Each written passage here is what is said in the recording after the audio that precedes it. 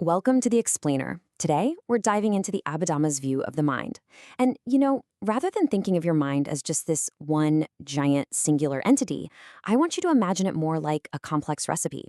It's actually a modular mix of what are known as mental factors. To really get a grip on how these factors are classified and how they work, we're going to look at the mechanics of a campfire. And then, well, we're going to mix some everyday drinks. Let's get right into it. So ask yourself, what is your mind actually made of? If you've looked into the Abhidhamma before, you probably already know that the mind isn't just one long, continuous stream of me. It's incredibly modular. It's literally built from these distinct, invisible ingredients that combine moment by moment to create everything from a sudden burst of anger to a deep, profound feeling of joy. Now, to really understand this framework, we have to pin down the core difference between consciousness and mental factors. Basically, consciousness is just your raw awareness of an object. It's like an empty container. It just knows that something is there.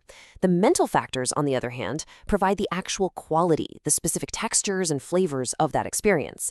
So consciousness says, I see, but it's the mental factors that dictate whether I see with joy or I see with total frustration.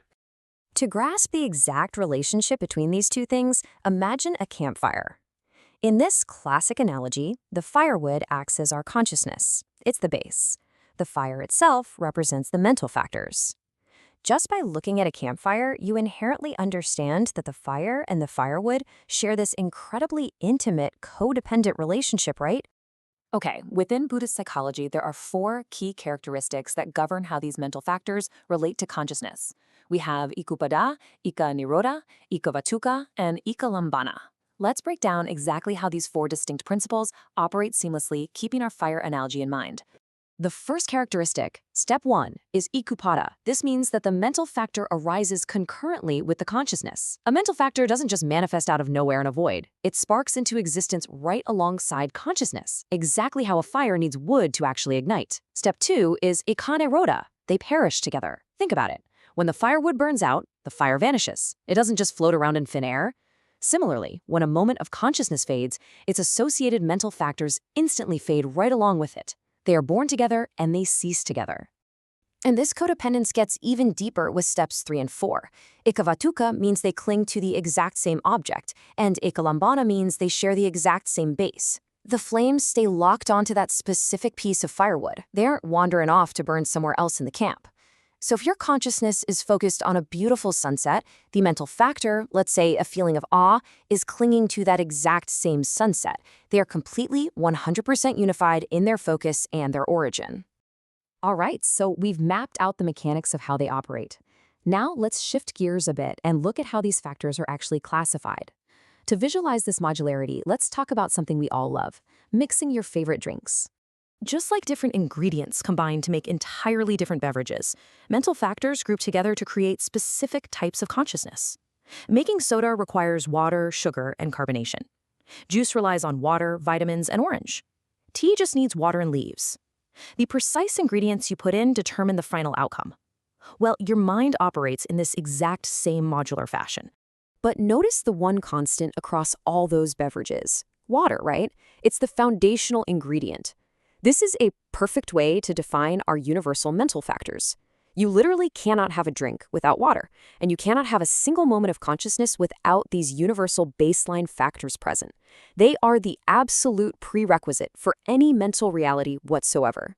Now, applying this back to the Abhidhamma framework, if you add heavy amounts of sugar to that water, you fundamentally change the nature of the drink. It becomes unhealthy. Dropping the mental equivalent of sugar, things like greed, ego, or aversion, into your baseline awareness turns the entire state of your mind unwholesome. The unwholesome mental factors dictate the unwholesome consciousness. Conversely, if you add vitamins, you get a naturally beneficial drink. When wholesome mental factors, such as mindfulness, compassion, or wisdom, are mixed into your awareness, the resulting consciousness is naturally nourishing. The healthy ingredients elevate the entire mixture. Looking at them side by side really drives this home. Both states start with the exact same universal base, the water.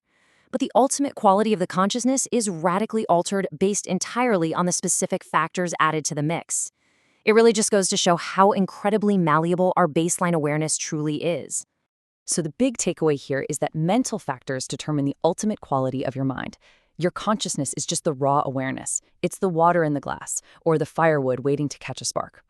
You are essentially the mixologist of your own mind. The ingredients that you allow to arise and cling to your awareness, those will wholly dictate the quality of your entire experience. Which brings us to a pretty vital question, and something I want you to reflect on. What ingredients are you adding to your mind today? Every single reaction, every impulse, and every passing thought is an ingredient dropping right into your mental glass. So, are you pouring in sugar, or are you adding vitamins? Keep mixing those good ingredients, and I'll see you on the next explainer.